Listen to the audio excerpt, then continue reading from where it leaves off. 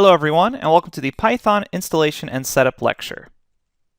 For this course, we're going to be installing Python using the Anaconda distribution. And all that means is a distribution is just a version of Python that also comes pre-packaged with additional useful libraries.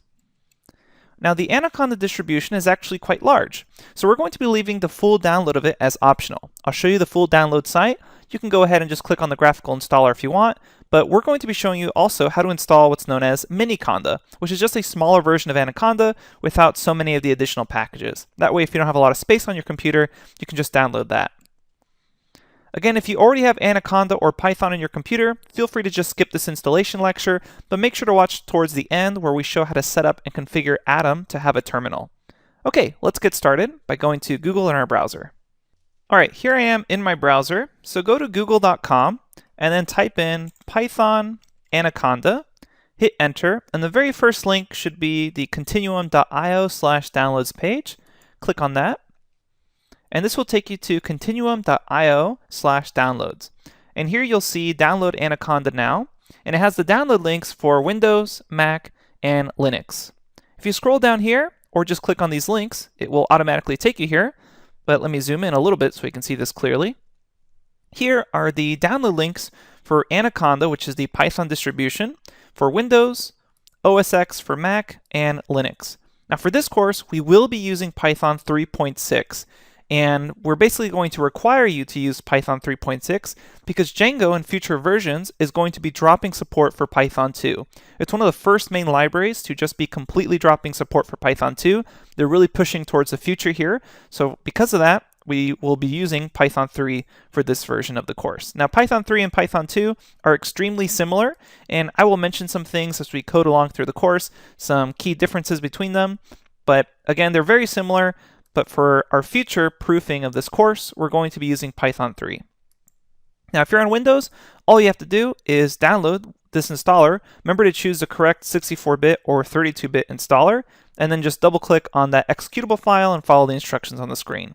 If you're on Mac OS, you can come here, click on the graphical installer for Python 3.6, and then download it, double-click on the .pkg file, follow the instructions there. If you're on a Linux computer, it's also very simple. You just download the installer, and then in your terminal, you type in this command right here, bash, and then the actual .sh file that you downloaded. Okay, so those are the full versions of Anaconda and the Python distribution. These are essentially the easiest to install. So you just download and follow the instructions. But you'll notice that they're quite large. They're about 422 megabytes each. If you scroll up a little bit, you should see a link here that says try Miniconda, and that basically saves disk space or just download time.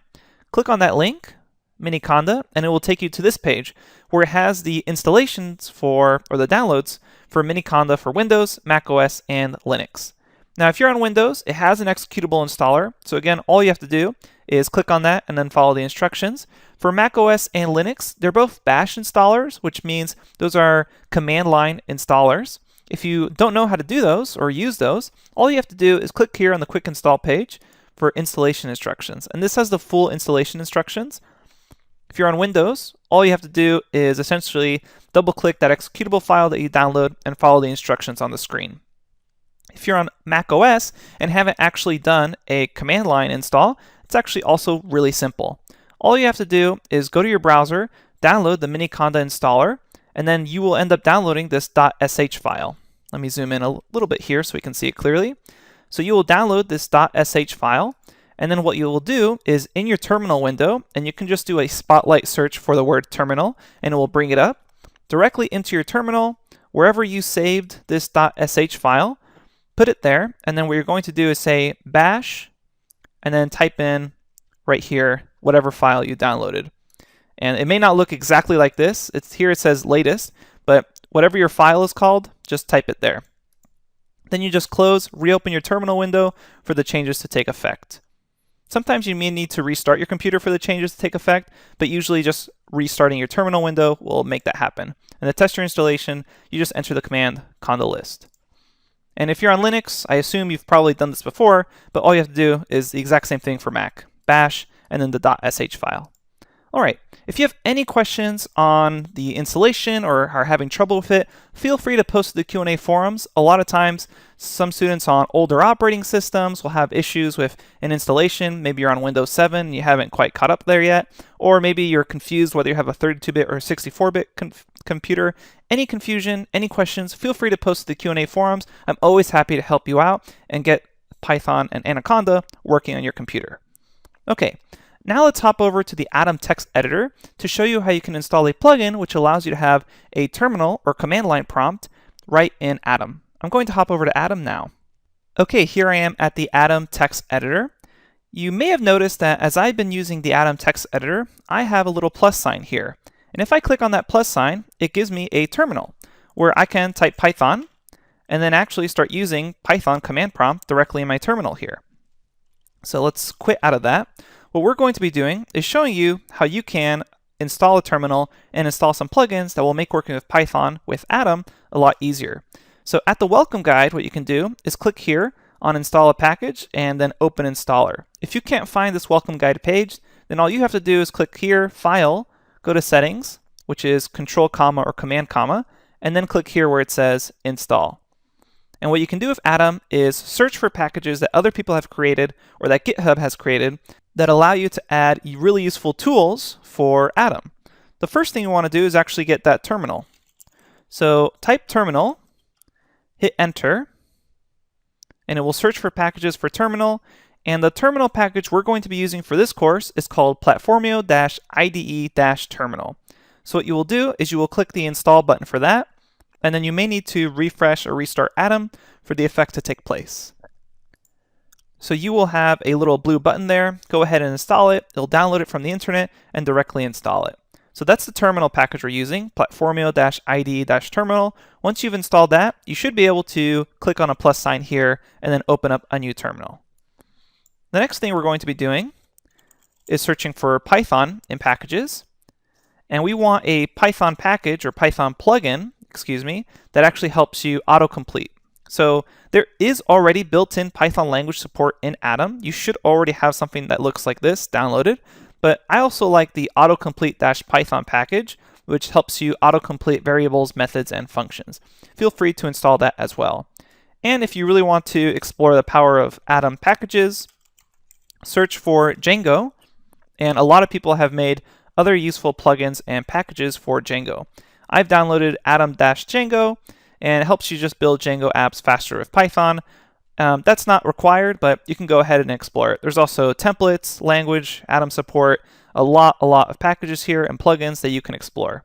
All right, so if you are not on a Windows computer, you can feel free to skip to the next lecture. But if you are on a Windows computer, I want to quickly show you how you can change what command prompt or what terminal or what PowerShell your actual Platformio-IDE is using. So initially, by default, this new terminal will use something called PowerShell in Windows. What we want it to use is the command prompt. So we need to change the settings for that. Under here, in Search Packages, begin to search for Terminal, hit Enter, and you should eventually see the Platformio-IDE terminal that you installed. Click on Settings here once you've installed it, and it will take you to the Settings page. Scroll down on this Settings page, and then what we're looking for is this shell override. So we want to override the default shell instance to launch. And what you should do is on your computer, you need to find the cmd.executable file. And almost always it's under the System32 folder. In fact, you should be able to just type this directly into this shell override and then have it set up. So take your time, pause the screen if you need it, but set the shell override to be C Windows System32 cmd.exe, and that will change the terminal from being PowerShell to being the command prompt. The reason we do that is because sometimes the Conda virtual environment won't work with a PowerShell, and we'll be showing you how to use that in a subsequent lecture during the Django section of the course. So this really won't affect you right now for the Python level 1 and Python level 2, but when we start talking about Django, it will affect it. Okay, so I just wanted to quickly note that for Windows users. Thanks everyone, and I will see you at the next lecture. Again, any questions, feel free to post to the Q&A forums, and I'm always happy to help you out. I'll see you at the next lecture.